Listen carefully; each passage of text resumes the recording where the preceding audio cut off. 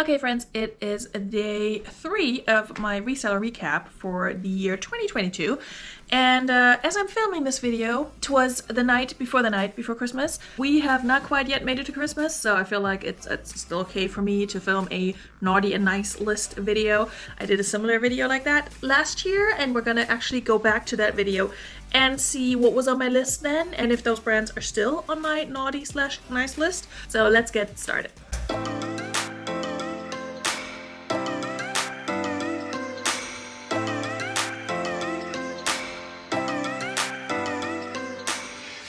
Okay friends, so last year around this time I put out a video with my reseller naughty and nice list when it comes to brands I will no longer pick up and brands I love to pick up from my reselling business.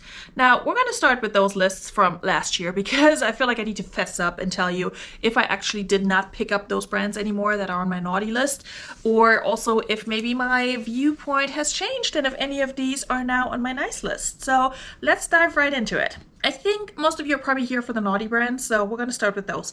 So back in 2021, when I made this other video, I put 5 brands on my naughty list, and we're going to stick with that again this year. So last year on my naughty list, number 1 brand on my naughty list was Free People, and it kind of sort of still is, but I'm also kind of sort of still picking it up.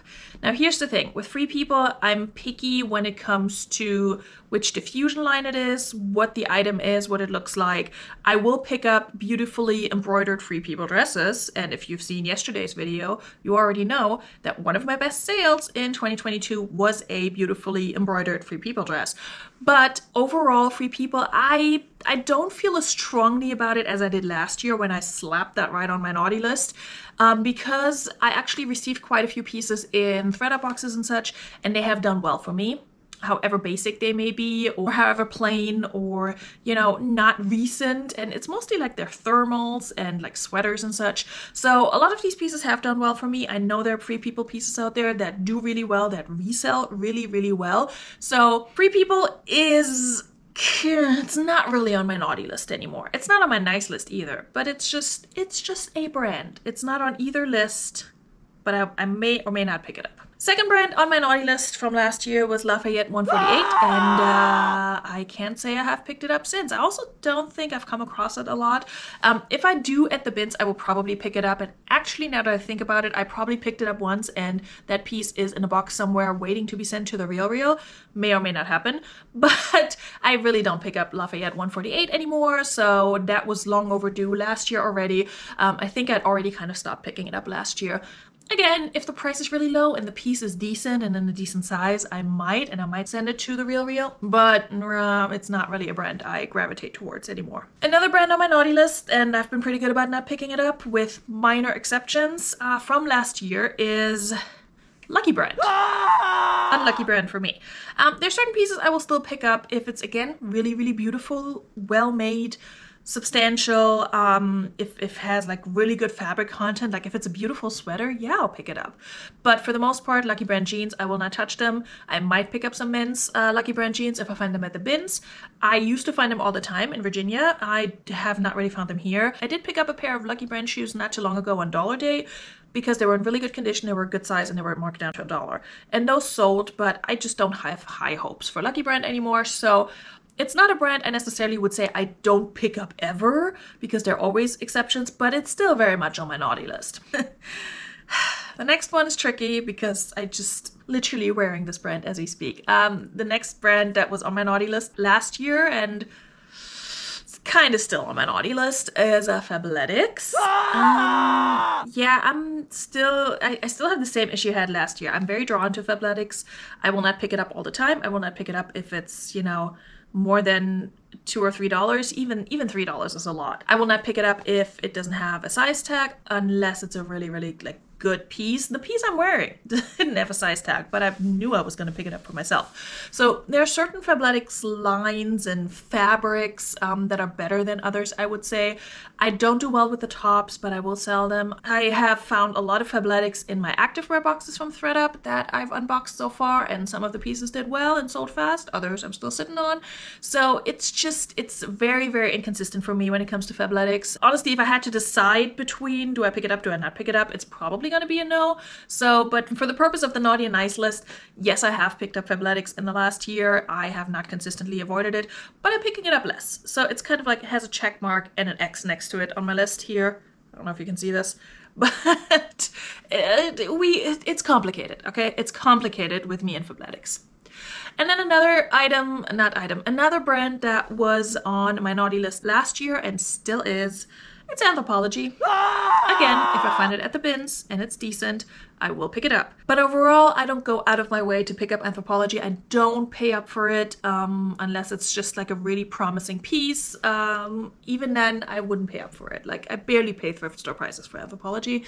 At this point, the market is very saturated. And same thing with Free People, unless you find like a really beautiful, outstanding piece that's very desirable, it's gonna be a no for me. Okay, brands from last year's nice list. Number one, still my number one, Torrid. Although I will say, Torrid and I, we're still good. We still like each other. But it's gotten a little bit harder to sell it. It's not selling as fast for me. It's not selling as well. Every once in a while I have a piece that does really well. But overall, Torrid it's still on my nice list. It's one of my best-selling brands, probably because I pick it up so much. But it also gets marked up a lot. So I'm definitely picky with Torrid. The second brand on my list from last year, and it still is, Athleta. Still love picking up Athleta. I feel like I may have picked up more Athleta and found more Athleta this year and sold more Athleta this year. Some pieces that were really desirable and sold for a little bit more than, you know, your normal run-of-the-mill Athleta piece. So I'm really happy with this brand still. Would definitely put it in my top 5 nice brands. Another nice brand that has slowed down also just a little bit, but I've also not picked it up as much or found it as much, is Cacique. It's the Intimates line by Lane Bryant, and specifically Cacique bras. I will still pick up, I will still sell them. I really like them, and they're so easy to store and ship, so it's a win-win. I will not pay up for them, but if they're marked at like $4 or so, especially if they're new with tags, yeah, I'll pick them up. And then my last two brands from my nice list from last year, they're kind of not really on my nice list anymore. They're not on my naughty list either, but they're just not doing as well as they used to.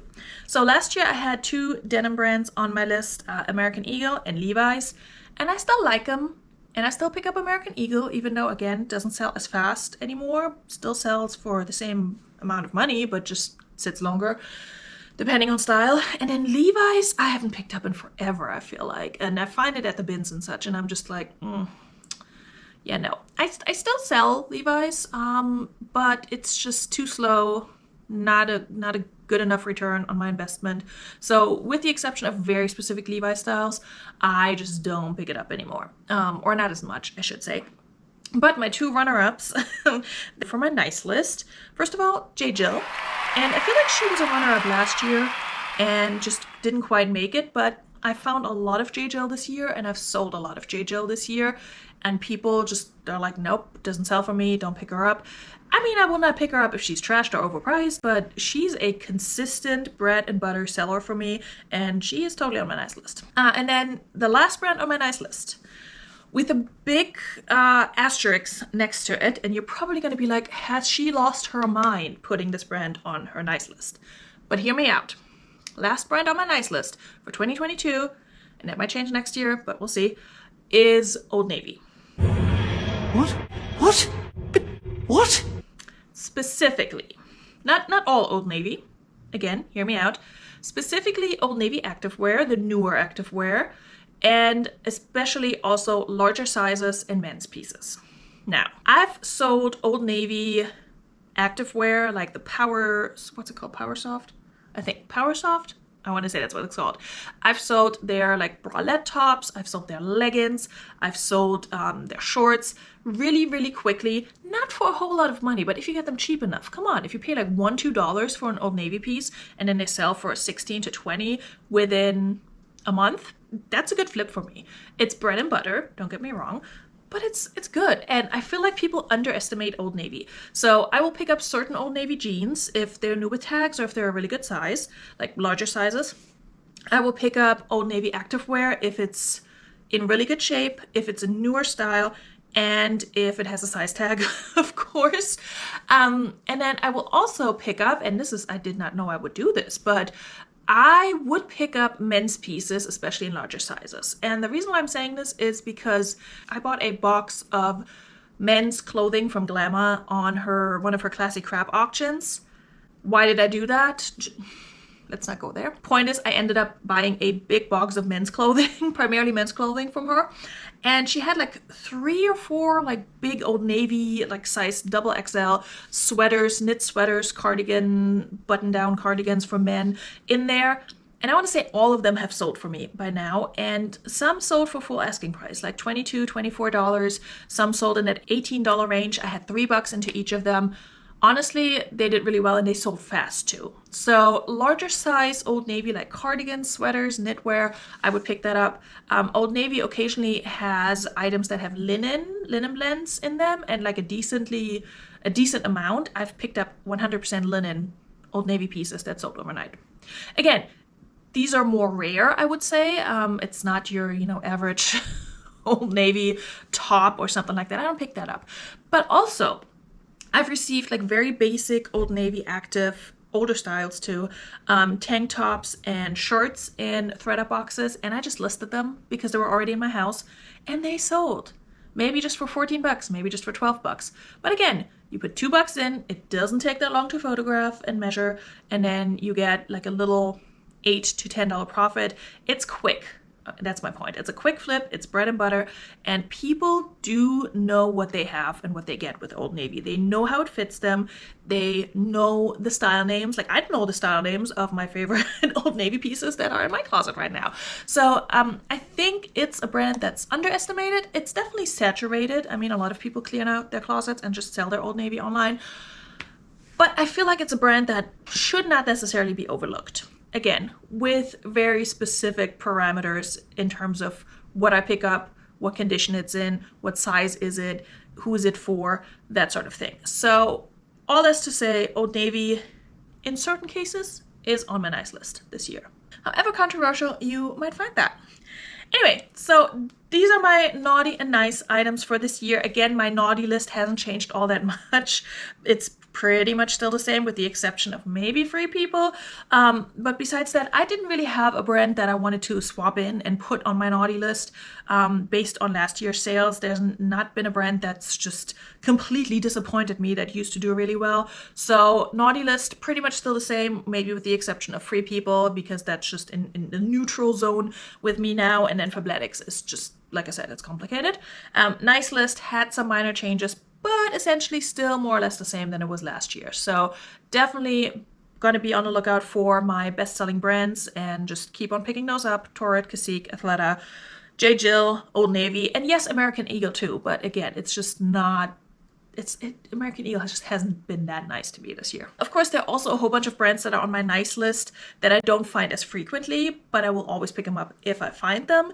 I didn't really include them as part of the top 5 because it's just a little bit more rare for me to find them. So brands like Burton and Sorels and Patagonia and all of that, obviously they're all on my nice list. But really, this is just for my bread and butter brands that I find frequently and that you guys will probably find frequently, and you may or may not be picking them up. You also may have very, very different experiences with these brands. So please do share below what your #1 naughty brand and your #1 nice brand is, if you feel like sharing. And I look forward to seeing your comments. And I also look forward to seeing you for another reseller recap video tomorrow for day 4. I forgot what we're doing tomorrow, but I think it's thredUP. I think we're going to talk about thredUP finally. So I'm excited for that. I will see you then. Bis dann. Tschüss. And don't forget to like and subscribe.